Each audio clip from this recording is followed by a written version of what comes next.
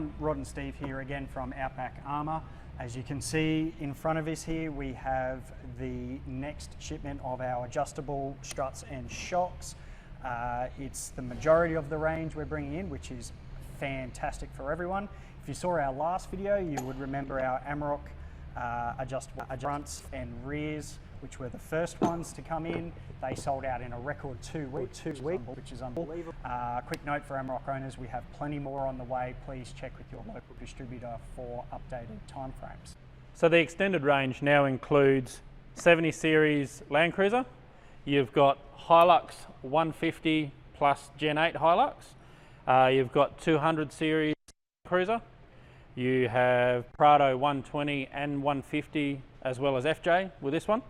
Then you've also got our Ranger PX, PX2, BT50 as well as Ford Everest. You've also got Navara MP300, D40 as well as the R51 Pathfinder. This one here does the RG Colorado and the later model D-Max as well as the MUX Colorado 7 and Trailblazer. And then this little baby does Triton MLMN as well as MQ as well as Pajero Sport 2015 Plus and Challenger. And then over this side, we've got our patrol shocks, so do GU and GQ. One of the product features of this new adjustable range is the increased tube diameter.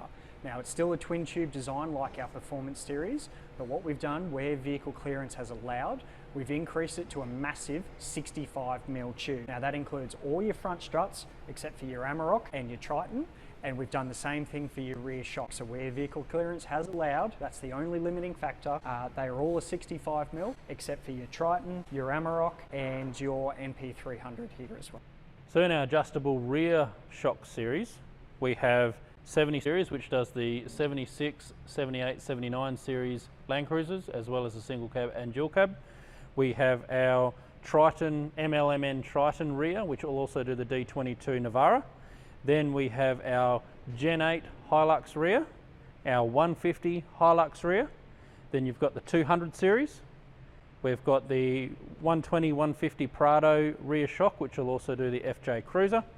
Then you've got the PX and PX2 Ranger, as well as the later model BT50. And then we have the D40.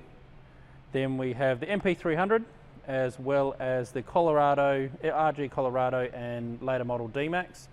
And then over here we've got our Armour and then the rear for the GQ GU wagons. The most important feature for this adjustable range is obviously your valving adjustable dial down here. Now, standard across the Outback Armour range, it is a tough metal valving adjustable dial. Now, the valving adjustment in this range has between 20 and 30 stages, depending on the vehicle it is for. The valving adjustment allows you to fine-tune your ride, depending from comfort to sport, depending on your accessories, your load, or your conditions, being it highway or off-road. Now, across the range, the rears all have the adjustment dial down the bottom, and this is because of vehicle access and design for rear shocks.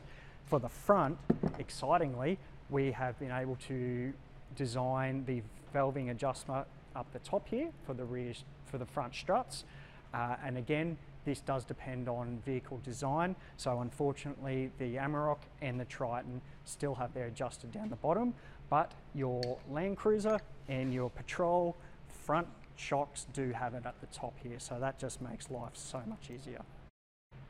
Then you go to our next feature, which is actually the square cut spring seat height adjuster.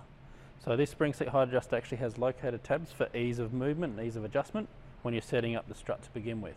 Now, this one actually has a sleeve inbuilt which actually protects the thread underneath as well. And it actually just gives you that ability to fine tune the height of the vehicle depending on what accessories you are running on the front.